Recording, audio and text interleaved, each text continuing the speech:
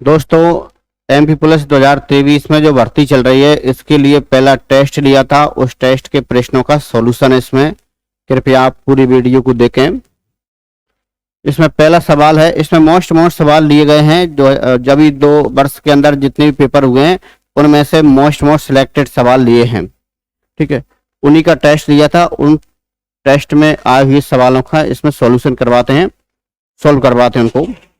3 kilometre की दौड़ में राजन ने अमित को 300 मीटर का आरंभ दिया। इसका अर्थ यह है कि राजन ने अमित से बोला कि आप 300 मीटर आगे खड़े हो जाओ, फिर दौड़ते हैं। 3 किलोमीटर में 3000 मीटर होंगे, फिर भी राजन 250 मीटर से जीत गया। राजन और अमित की गति का अनुपात ज्ञात करना है।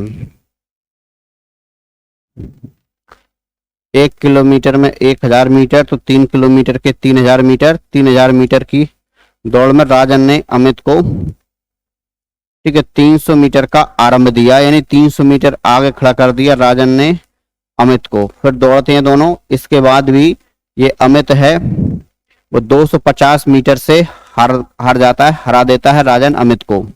इसमें अपन को ये मालूम करना है कि राजन और अमित कितनी डिस्टेंस चलते हैं। राजन चल रहा है इसमें पूरी 3000 मीटर और अमित चल रहा है 300 इधर से कम, 250 इधर से कम, यानी 2450 चल रहा है। तो ये दूरी का अनुपात भी है और चाल का अनुपात भी है। अगर एक ही समय दोनों चलते हैं, दोनों का चलने का समय सेम होता है, तो दूरी का अनुपात जो होता है वही चाल का अनुपात होता है। डिस्टेंस और स्पीड का अनुपात सेम है। ये 5 से कट जाएगा 60 बार, ये 5 से कटेगा 49 बार। ठीक है, डी ऑप्शन राइट आंसर। जितने समय राजन दौड़ता है उतने समय अमित दौड़ता है, तो इनके द्वारा तय की गई दूरी का अनुपात जो होगा वही चाल का अनुपात होगा। दोनों को चलने का समय, दौड़ने का समय सेम है। जब समय समान होता है तो दूरी का अनुपात ही चाल का अनुपात होता है, तो डी ऑप्शन आएगा। अगला प्रश्न,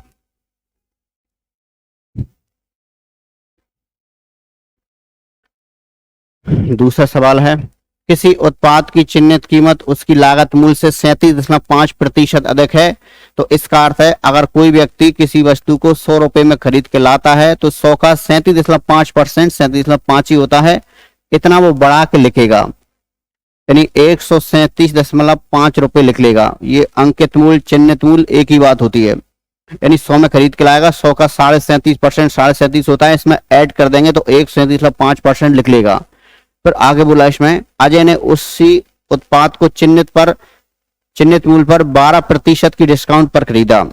12% डिस्काउंट, इसका 12%, 12.5% डिस्काउंट अंकित मूल्य पर दिया जाता है। जितने परसेंट डिस्काउंट है, ठीक, वो हमेशा अंकित मूल्य पर दिया जाता है चिन्हित कीमत पर। तो इसका 12.5% बनेगा 16.5। इतना कम करके खरीदेगा, यानी 121 में खरीदेगा। ठीक है, लेकिन रियायत मूल्य पर यानी 121 पर 10% की बिक्री कर का भी भुगतान किया जाता है, तो यानी इस पर टैक्स भी चुकाएगा। यानी कोई व्यक्ति अगर 100 रुपए में खरीद के लाएगा तो उसका 37.5%, 37.5 होता है, इतना बढ़ा के वो 137.5% लिखेगा। ठीक है, इसके बाद जो कस्टमर आएगा उसे 12.5% इस पर डिस्काउंट दिया जाएगा। इसका 12.5% 16.5 रुपए होगा। इतना कम करके वो 121 में बेचेगा, फिर इस पर टैक्स और लेगा, यानी कॉस्ट प्राइस जो है 121, इस पर टैक्स भी लेगा। और टैक्स कितना लेगा? 10% टैक्स लेगा। तो 10%, 121 का 10% 12.1 बनेगा। इसे अपन इसमें ऐड कर देंगे तो टैक्स सहित मिलाकर बनने वाली कॉस्ट प्राइस आ जाएगी। ठीक है, यानी अजय इतने में खरीदेगा, तो 121 इंटू जितने परसेंट अपन ज्यादा भुगतान करते हैं उसे 100 में जोड़ दो, तो 100 में जोड़ेंगे 10 को 110% हो जाएगा। यानी 121 का 110% निकालेंगे तो जो पैसा आएगा वो टैक्स सहित मिलकर आ जाएगा। फिर आगे दिया है, फिर अजय ने इसे 71.27 में बेच दिया और इस तरह मूल लागत पर, ये मूल लागत है उसकी, ठीक है, कॉस्ट प्राइस प्लस टैक्स सहित, पर 20% का लाभ कमाया। तो इस पर 20% का लाभ कमाएगा, बेचेगा ये। तो 121 इंटू 110% इंटू 120%, इतने में बेचता है, इतने में बेचता है।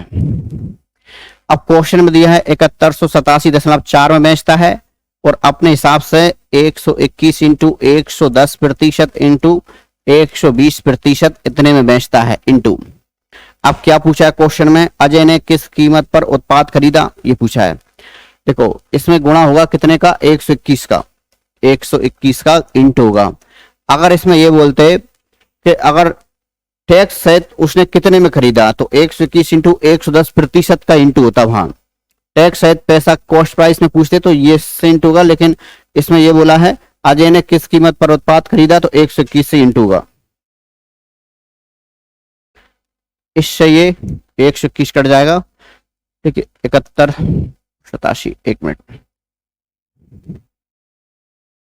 71 87, 10 और हटा देंगे इसके। अब ये 110 इंटू 120, 110 का परसेंट रंग नीचे सो आएगा तो पलट के ऊपर पहुंच जाएगा, इंटू ऐसे इसका परसेंट रहेंगे तो नीचे सो आएगा पलट कर ऊपर पहुंच जाएगा। इसकी 10 बटाएंगे तो अलग से 10 लिख देते हैं। अब इसको काट देना है, देखो 0 0 0 0 0 0, 11 से कट जाएगा, 11 चंक 66, 11 5 55, 11 3 33, 11 चौक 44, ठीक है, 6 से काट दो, 6 2 12, 6 से काट दो, 6 कम 6 और 0, 6 8 48, 6 9 54 और 2 से कट जाएगा 10, 5 बार, ठीक है, 5 9 45 में 5 5 40 44 और 5 1 5, 5445 आएगा, 5445। 1 मिनट, इसके ऑप्शन कट गए, 5445 आएगा, हाँ सी ऑप्शन आएगा, C option 5445, C option, C option, ठीक। अगला प्रश्न,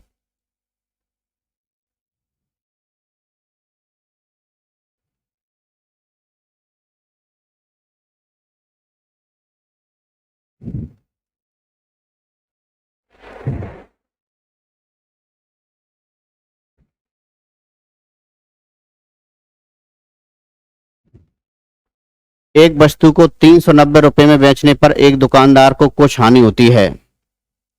यदि उसने इसे 444 रुपए में बेचा होता तो उसे पहले के मामले में हुई हानि के 5वें हिस्से के बराबर लाभ होता है। यदि वह इसे 522 रुपए में बेचता तो उसका लाभ प्रतिशत क्या है, ठीक है, लाभ प्रतिशत ज्ञात करना है। एक वस्तु को 390 रुपए में, एक वस्तु को 390 रुपए में बेचने पर एक दुकानदार को कुछ हानि होती है, यानी उसे यहाँ कुछ लॉस होता है। यदि उसने इसे 444 रुपए में बेचा होता तो पहले के मामले में हुई हानि के 5वें हिस्से के बराबर लाभ होता है। हुई हानि के मामले में जो लॉस है इसके 5वें हिस्से के बराबर उसे प्रॉफिट होता है। अगर 444 में बेचता है तो उसे पहले के मामले में हुई हानि के 5वें हिस्से, हुई हानि लॉस के 5वें हिस्से के बराबर लाभ होता है। यदि वह इसे 522 रुपए में बेचता तो उसका लाभ प्रतिशत बताना है, ठीक है। अब देखो समझो, यानी सवाल ये कह रहा है कि 390 में बेचेगा तो उसे कुछ हानि होगी, लेकिन 444 में बेचेगा तो उसे जो हानि हो रही थी उसके 5वें हिस्से के बराबर लाभ हो जाएगा। तो यहां से लॉस कितना है 5 और प्रॉफिट है इसमें 1, ऊपर की संख्या इसमें प्रॉफिट और इंटू वाले का मान नीचे वाला होता है। तो लॉस इसमें 5 है और प्रॉफिट है इसमें 1, ठीक है। इन दोनों का अंतर लेते हैं तो इन दोनों का अंतर आएगा 54 और इन दोनों का योग लेते हैं, योग, तो अंतर इसमें 54 है, यहां से योग है कितना 5 और 1 6 इंटू इसमें प्रॉफिट निकालने के लिए इसमें कितने से गुणा कर दें 1 से, 6 नाम 54, 9 रुपए का लाभ है तो यहां से कॉस्ट प्राइस निकाल सकते हैं। 444 में बेचता है, 9 रुपए का लाभ होता है तो 436,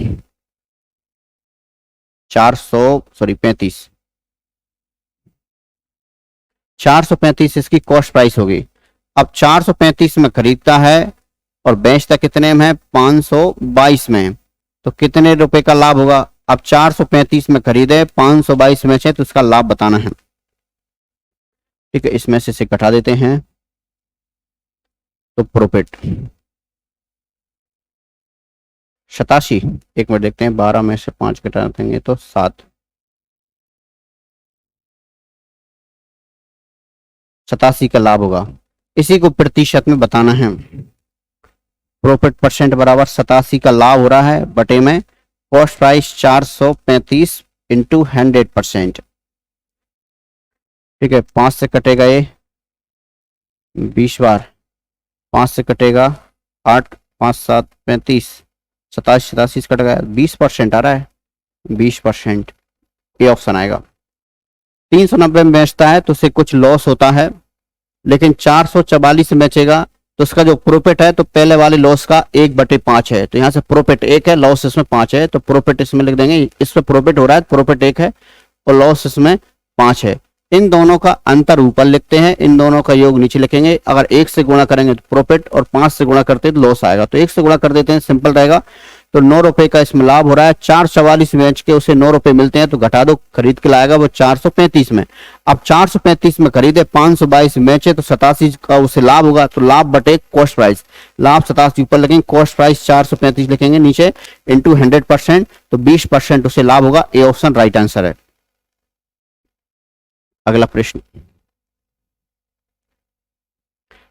एक विनिर्माता उत्पादन लागत से 33% अधिक पर अपना विक्रय मूल्य नियत करता है। यदि उत्पादन लागत 12% बढ़ जाती है और विनिर्माण अपना विक्रय मूल्य 10% बढ़ा देता है तो उसके लाभ की प्रतिशतता कितनी है? ठीक है, कॉस्ट प्राइस और ये मार्केट प्राइस। एक मिनट, एक विनिर्माता उत्पादन लागत से 33% अधिक पर अपना विक्रय मूल्य नियत करता है, तो सेलिंग प्राइस, यानी पहले कोई व्यक्ति 100 रुपए में खरीद के लाता है तो 33% ज्यादा में वो बेचता है, तो 133 में बेचेगा। 100 में खरीद के लाएगा तो 133 में बेचेगा। यदि उत्पादन लागत 12% बढ़ जाती है तो ये वाली रेट 12% बढ़ जाएगी। अब कॉस्ट प्राइस 112 हो जाएगी, यानी पहले कोई व्यक्ति 100 में खरीदता था, 33% ज्यादा यानी 133 में बेचता था, अब 12% कॉस्ट प्राइस बढ़ गई तो 112। और विनिर्माण अपना विक्रय मूल्य 10% बढ़ा देता है, ये 10% बढ़ा देगा, यानी विक्रय मूल्य 10% बढ़ा देगा, कॉस्ट प्राइस 12% बढ़ने की वजह से। इसका 10% होगा, इसमें 13.33, इसको ऐड कर देंगे, 133 में 13.3 ऐड कर देंगे, 10%, 133 का 10% ऐड करेंगे तो ये हो रहा है 140.3, 140.3।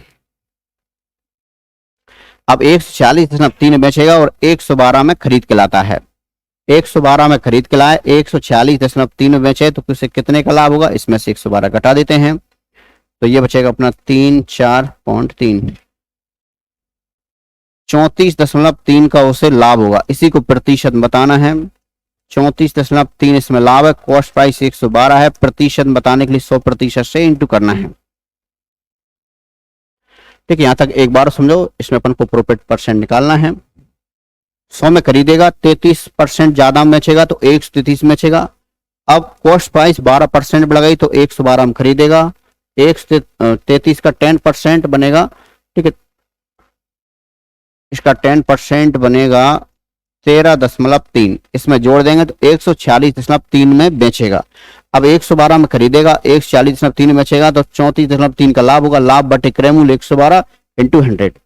बस इसको सॉल्व कर देना है, 10 बटा देंगे तो यहाँ 0 बढ़ जाएगी, 0 से 0 कट जाएगा। ठीक, 7 से कट जाएगा 16 बार, 7 से कटेगा 49 बार, 2 से कट जाएगा 8 बार, 2 से 10 5 बार, 49 पंचे 245 और 8 से भाग। ठीक है, 8 3 24, 0 30 सही 5/8% प्रॉफिट। ठीक है, 30 सही 5/8% प्रॉफिट। बी ऑप्शन आएगा, बी ऑप्शन।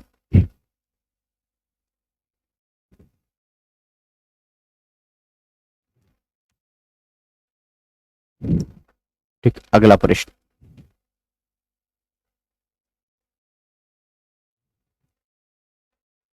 एक वस्तु के अंकित मूल्य को उसके क्रय मूल्य से 60% अधिक अंकित किया जाता है और 29.6% लाभ पर बेचा जाता है, तो समान लाभ प्रतिशत अर्जित करने के लिए वस्तु पर दिए गए 2 क्रमिक बराबर डिस्काउंट।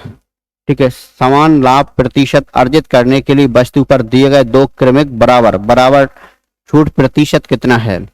यानी इस सवाल में बोला है कि एक वस्तु के अंकित मूल्य को उसके क्रय मूल्य से 60% अधिक अंकित किया जाता है, यानी वस्तु को 100 रुपए में खरीद के लाते हैं तो 60% बढ़ाकर कितना लिख लेंगे, 160 लिख लेंगे। फिर इसके बाद ठीक है, और 29.6% लाभ पर इसे बेचा जाता है। 29.6% लाभ पर बेचेंगे तो 29.6% लाभ किससे, लाभ हमेशा कॉस्ट प्राइस पर काउंट होता है, तो 129.6 में इसको बेचेंगे। यानी कोई व्यक्ति 100 में खरीद के लाएगा, 160 रुपए लिख लेगा, इस पे कुछ डिस्काउंट देगा और 129.6 में बेचेगा, इससे उसे 29.6 का लाभ होगा।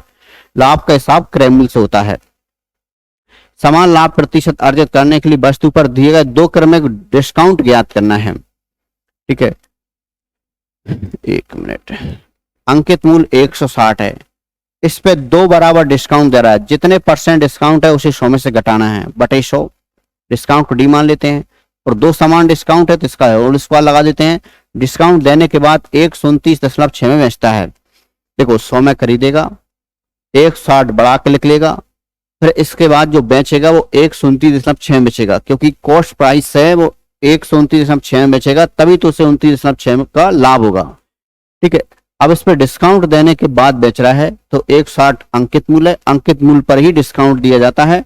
तो जितने % डिस्काउंट है उसे 100 में से घटाते हैं, 100 माइनस डी बटे 100, प्रतिशत की वजह से बटे 100। 2 समान डिस्काउंट है तो होल पावर 2 आ जाएगी, बराबर उधर 129.6 में बेचेगा। डिस्काउंट देने के बाद बेचता है, 160 उधर जाकर नीचे पहुंचेगा तो 100 माइनस डिस्काउंट बटे 100, इसका होल स्क्वायर बराबर 1296 बटे 1600। 10 बटाएंगे तो 1 जीरो और बढ़ जाएगी। तो ये 100 माइनस डिस्काउंट बटे 100, इसका स्क्वायर बराबर ये होता है 36 का और ये होता है 40 का होल स्क्वायर। स्क्वायर से स्क्वायर कट गया।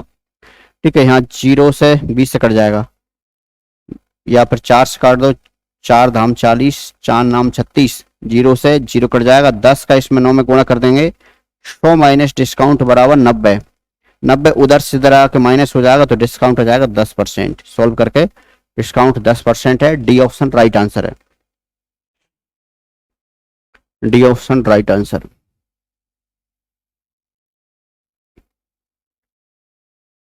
अगला प्रश्न,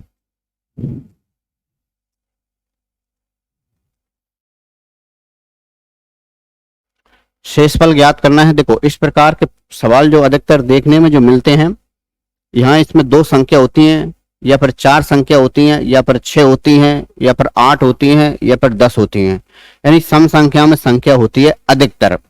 इस प्रकार के सवाल में शेषफल पूछा जाता है।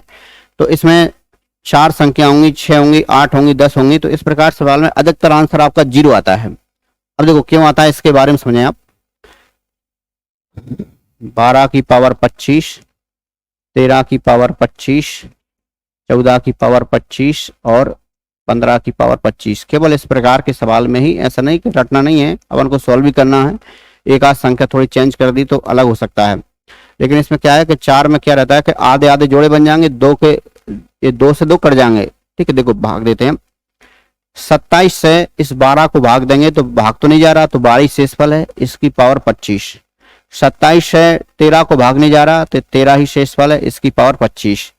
अब प्लस 2 को तो पॉजिटिव में लिख लिया शेषफल। शेषफल पॉजिटिव नेगेटिव दोनों तरीके के होते हैं, जो अपन ने क्लास में पढ़े। अपन यहाँ शॉर्ट में जल्दी जल्दी सोल्व कर लेते हैं, वीडियो ज्यादा बड़ी ना हो इसलिए। 27 से 14 को भाग देंगे, भाग तो नहीं जा रहा, लेकिन भाग अगर देंगे तो नेगेटिव शेषफल कितना आएगा। 27 में 14 घटा दो 13, 13 शेषफल नेगेटिव आएगा, इसकी पावर 25। अब 27 से इस 15 को भाग देंगे तो नेगेटिव शेषफल कितना आएगा, 12। ठीक है, क्योंकि 27 से 15 को भाग देंगे, सॉरी 15 को भाग देंगे तो भाग तो नहीं जाएगा, लेकिन नेगेटिव शेषफल 27 में 15 घटा के -12 आएगा, इसकी पावर 25। ठीक है, बटे में 27।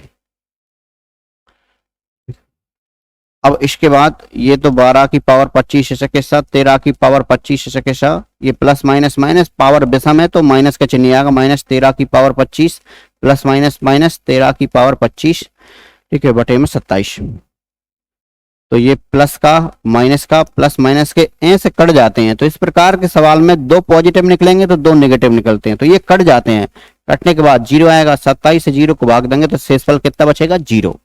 सी ऑप्शन आएगा 0। ठीक है, इस प्रकार के सवाल में 2 पॉजिटिव 2 नेगेटिव आते हैं तो ये कट जाते हैं और शेषफल आएगा 0। इसको, एक क्लब पार्टी के प्रत्येक सदस्य ने कुल सदस्यों की संख्या से 4 गुने रुपए का योगदान दिया।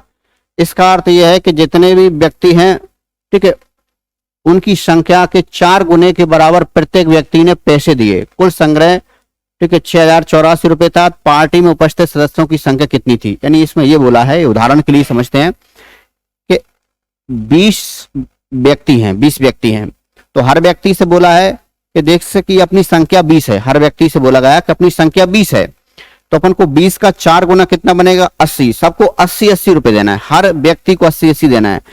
जैसे कि एक उदाहरण है, इनकी संख्या अगर 20 है तो हर व्यक्ति से बोला है कि अपनी संख्या 20 है, तो 20 का 4 गुना होता है 80, तो अपन को प्रत्येक को यानी हर 20 को 80-80 रुपए देना है, ऐसा बोला है। तो इसमें 4 गुने पैसे हर व्यक्ति ने दिए हैं, तो ऐसा करके 6084 इकट्ठे हुए हैं। 6084 को 4 से भाग दो तो 1 गुने जाएंगे, तो ये कटेगा 1521 बार, और हर व्यक्ति अब 1 गुने रुपए देगा, तो इसका बस वर्गमूल निकालना है। 1521 का वर्गमूल होगा इसमें 39 नहीं 39, ए ऑप्शन। 41 नहीं होगा, 39 होगा। 1521 का वर्गमूल 39, ए ऑप्शन। ये देखो, इसे सॉल्व करते हैं। एक बार प्लस में और एक बार माइनस में, प्लस में मान दे के माइनस पूछे, इस प्रकार का कोई सवाल आता है, प्लस में मान दे के और माइनस पूछे, बेशक में से लिख रहा हो, जैसे कि x + 3a प्लस रूट के अंदर x बराबर 5a दे रखा है, 5a। फिर अगली बार x + 3a, यहां माइनस का चिन्ह है, और रूट के अंदर x बराबर, इसका मान ज्ञात करना है, तो इसका मान मान लेते हैं अपन, क्वेश्चन मार्क लिख लेते हैं, क्वेश्चन मार्क का मान ज्ञात करना है। तो इस प्रकार सवाल में प्लस में मान दे के माइनस पूछे, तो इनका गुणा कर दो, इन दोनों का गुणा करना है। तो गुणा करने में देखो फॉर्मूला बनेगा a + b और a - b, एक बार प्लस में और एक बार माइनस में, तो a² - b² का सूत्र बनेगा। इनको गुणा में लिखेंगे, ठीक है, जैसे कि लिखने में टाइम लगेगा, लिख देते हैं एक बार, x + 3a + √x, ठीक है। अगले कोष्टक में x + 3a - √x बराबर 5a इंटू क्वेश्चन मार्क, ठीक है। एक कोष्टक प्लस का, एक कोष्टक माइनस का, रूट के अंदर x + 3a का होल स्क्वायर माइनस √x का whole square, a + b a - b, इसका सूत्र होता है a² - b², 5a into question mark.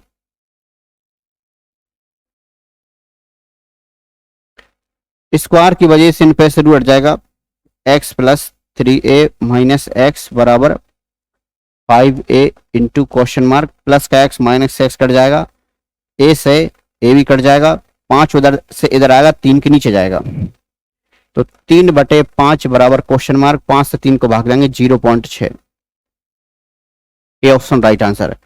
तो इस प्रकार का कोई सवाल आता है, एक बार प्लस में एक बार माइनस में, तो इनका गुणा करना चाहिए। गुणा करने में क्या है, एक कोष्टक प्लस का एक कोष्टक माइनस का, a² - b² का सूत्र बनेगा। ऐसा करने से स्क्वायर से इनके रूट हट जाएंगे, इसके बाद कट पिट के जो पूछा उसका आंसर आ जाएगा। ठीक है भाई, अगला प्रश्न,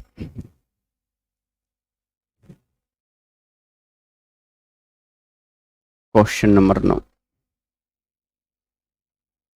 YouTube चैनल को सब्सक्राइब करें, बेल आइकन दबाएं, वीडियो को लाइक करें, लाइक करें।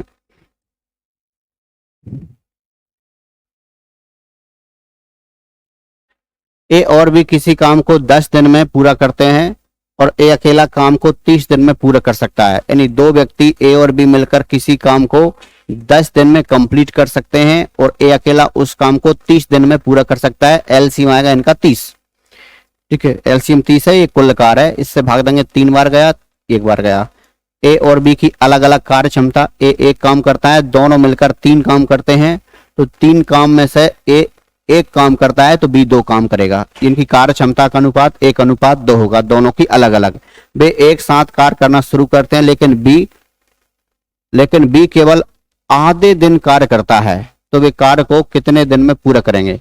एक साथ काम करना चाहें लेकिन बी आधे दिन काम करेगा, यानी बी एक दिन में 2 काम करेगा, यानी पूरे एक दिन में 2 काम करेगा, तो आधे दिन में कितना काम करेगा? आधा। एक दिन में पूरे एक दिन में 2 काम, पूरे एक दिन में 2 काम, तो आधे दिन में 1 काम, तो दोनों मिलकर कितना काम करेंगे? 2 काम करेंगे। ये एक दिन में 2 काम कर सकता है लेकिन आधे दिन में 1 ही काम करेगा, तो कुल मिलाकर 2 काम करेंगे। एक दिन में 2 काम तो 30 काम है, एलसीएम कार होता है, तो एक दिन में 2 काम, 30 को काम कंप्लीट करने में कितने दिन लगेंगे? 15। डी ऑप्शन आएगा। ठीक है, अगला प्रश्न, x की power 4 plus x square plus 25 के गुणनखंड इनमें से कौन से हैं? देखो इस प्रकार के सवाल में पावर 4, 3, 5 कुछ भी आए और आपसे पूछा है इनमें से गुणनखंड कौन से हैं, तो इस प्रकार के सवाल में x के मान रखने के लिए देखो x के मान क्या रख सकते हैं आप? x का मान 0, 1, -1, 2, -2 या 3, -3, अधिकतर ये रखो।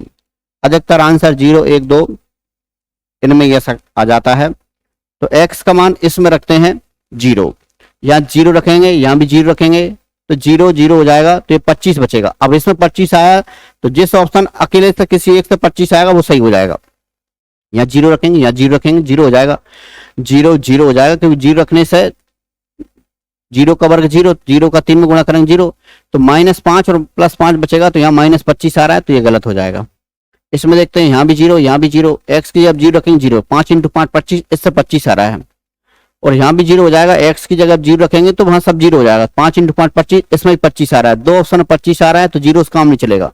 अब 1 रख के देखते हैं, x का मान 1, 1 यहाँ रखेंगे, 1 यहाँ रखेंगे, 1 और 1 2, 2 और 25 27, तो यानी 27 बन रहा है। अब यहाँ x का मान 1 रखेंगे, 1 का 3 में गुणा करेंगे 3 ही आएगा, यहाँ 1 रखेंगे, 1 और 3 कितना हो जाएगा? 4 हो जाएगा। ठीक है, माइनस के 5 में से 4 घटाएंगे तो यहाँ माइनस का 1 बचेगा। ठीक, ऐसे ही यहाँ 1 और 5 6 हो जाएगा, 6 में से 3 घटाएंगे 3 बचेगा, माइनस का 3, तो इससे 25 नहीं आएगा, सॉरी 27 नहीं आएगा, तो ये गलत हो जाएगा। अब x का मान 1 यहाँ रखें, 1 यहाँ रखें, तो 1 का 3 में गुणा करेंगे 3 आएगा। ठीक है, 3 और 5 हो जाएगा 8, 8 और 1 9 हो जाएगा। यहाँ x का मान 1 रखेंगे, यहाँ भी 1 रखेंगे इसमें, तो ये हो जाएगा 3 और 5 8 और 1 9, ये भी 9 हो जाएगा, 9 और 9 का गुणा करेंगे तो 81 आएगा, जबकि अपन को 27 लाना है, तो ये भी गलत हो जाएगा। x का मान यहाँ 1 रखेंगे, यहाँ भी 1 रखेंगे, तो 1 का 3 में गुणा करेंगे 3 आएगा, और यहाँ 1, 5 और 1 6, 6 में से 3 घटाएंगे तो 3 बचेगा, यहाँ 5 और 1 6, 6 में से 3 घटाएंगे 3 बचेगा, तो इसमें 9 आ रहा है, ये भी गलत है। ठीक है, इसमें देखते हैं, तो यहाँ 1, यहाँ भी 1, तो ये 5 और 3 8, 8 और 1 9 आ रहा है, तो 5 और 1 6, 6 में से 3 घटाएंगे 3, तो 9 3 27, डी ऑप्शन से आ रहा है। देखो यहाँ x का मान 1 रखेंगे, 1 का 3 में गुणा करेंगे 3, यहाँ 1 रखेंगे, 1 का वर्ग 1, 1 और 3 4, 4 और 5 9 हो रहा है। यहाँ x का स्क्वायर यानी 1 का स्क्वायर 1 ही रहेगा, 5 और 1 6, 6 में से 3 घटेगा 3 बचेगा, 9 3 27, 27 डी ऑप्शन से आ रहा है, डी ऑप्शन सही है, और किसी में नहीं आ रहा 27, इसी में 27 आ रहा है, पॉजिटिव आ रहा है, तो डी ऑप्शन आएगा। तो इस प्रकार के सवाल में आपको ऐसे मान रख के देखना है, जिस किसी ऑप्शन से जो वहां 27 आया था वहीं 27 इसी में आए, तो वही ऑप्शन सही होगा। जैसे x का मान 1 12 का और 27 आया, तो x का मान इनमें 1 रख के देखेंगे तो डी ऑप्शन 27 आया, डी ऑप्शन सही है। ठीक है, इसको सोल्व करते हैं 11वें को, 11वां क्वेश्चन। ठीक है, ए और बी मिलकर किसी काम को x दिन में पूरा करते हैं, यदि इस काम को a x + 6 सही 3/7 दिन में, यानी a जो है a और b मिलकर किसी काम को x दिन में पूरा करते हैं, और a के बारे में बोला है a अकेला x + 6 सही 3/7 दिन में, और b अकेला x + 5 सही 3/5 दिन में पूरा करता है। x का मान ज्ञात करना है। तो इस प्रकार के सवाल की ट्रिक होती है कि दोनों मिलकर जितने दिन में काम कर रहे हैं उससे कुछ दिन ज्यादा में a करे, कुछ दिन ज्यादा में b करे, तो जितने ज्यादा में करते हैं इन दोनों का इंटू करके वर्गमूल निकालना है। तो इससे दोनों मिलकर जितने दिन में काम करते हैं वो दिन आ जाएंगे, यानी x का मान आएगा 6 7 42 और 3 45/7, ये 28/5, 7 से 28 4 बार, 5 से 45 9 बार, 9 चौको 36, 36 का वर्गमूल 6, x का मान 6 आएगा। यही सवाल का आंसर है। दोनों मिलकर जितने दिन में काम कर रहे हैं उससे कुछ दिन ज्यादा हम एक, कुछ दिन ज्यादा हम बी, तो ज्यादा दिन में कर रहे हैं, इनको सही तरीके से लिख के इंटू करना है, वर्गमूल निकालना है। तो दोनों मिलकर जितने दिन में काम करते हैं यानी वो दिन आ जाएंगे, x का मान 6 आएगा। इस टाइप के सवाल मोस्ट ऑफ पेपर में पूछे जाते हैं अधिकतर, तो बी ऑप्शन 6। इसको देखते हैं। एक मोटरसाइकिल की चिन्हित कीमत रुपए 70,560 रुपए, जो लागत मूल्य से 12% अधिक है। यदि है मोटरसाइकिल 5% डिस्काउंट पर बेची जाती है तो अर्जित लाभ का प्रतिशत बताओ। ठीक है, जब भी सवाल में लाभ प्रतिशत पूछें और इस टाइप से ऐसा बोला जाए लागत मूल्य से 12% अधिक अंकित करते हैं और 5% डिस्काउंट देते हैं। ठीक है, तो ये डिस्काउंट वाले टॉपिक का सवाल है। तो माइनस डिस्काउंट प्रतिशत और सीपी यानी कॉस्ट प्राइस 100 प्लस प्रॉफिट %। ठीक है, ये फॉर्मूला बेहतरीन है, इससे सवाल जल्दी सोल्व होगा। रुपए की आवश्यकता नहीं है लाभ प्रतिशत निकालने के लिए। कॉस्ट प्राइस 100 मान लेते हैं, यानी सवाल ये कह रहा है कि एक मोटरसाइकिल की चिन्हित कीमत 70,560 रुपए, अंकित मूल्य 70,560 रुपए है, जो लागत मूल्य जो जितने में खरीदते हैं उससे 12% अधिक रेट है। यदि यह मोटरसाइकिल 5% डिस्काउंट पर बेची जाए तो कितनी % लाभ होगा। अपन मान लेते हैं कि 100 में खरीदते हैं तो 12% लाभ, 12% अधिक में अंकित मूल्य कितना बनेगा, 112। एक मोटरसाइकिल माना कि 100 में खरीदे हैं तो 12% अधिक में रेट क्या बन जाएगी, 112 बन जाएगी। अब इससे 5% डिस्काउंट, जितने % डिस्काउंट है 100 में से घटा देंगे, 100 में से 5 घटा के यहाँ 95 में जाएगा।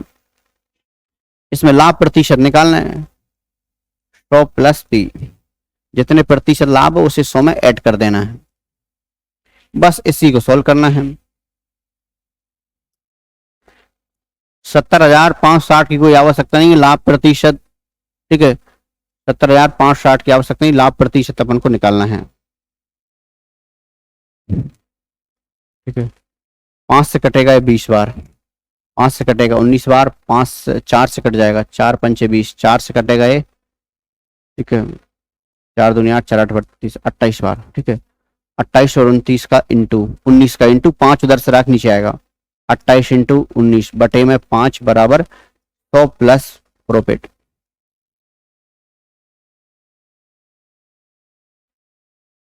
देखो ये शॉर्ट फॉर्मूला है, 1 मिनट, ये %।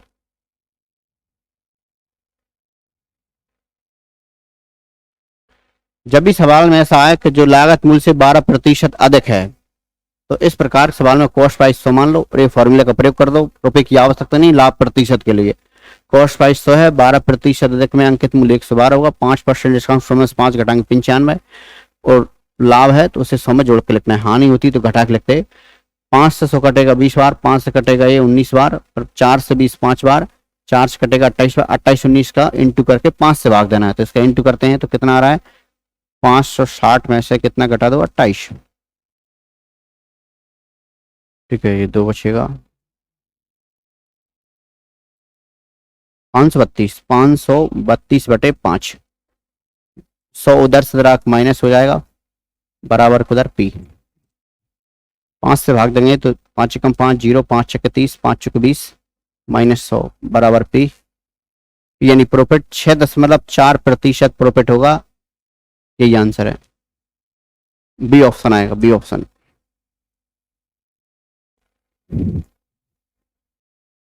ठीक है,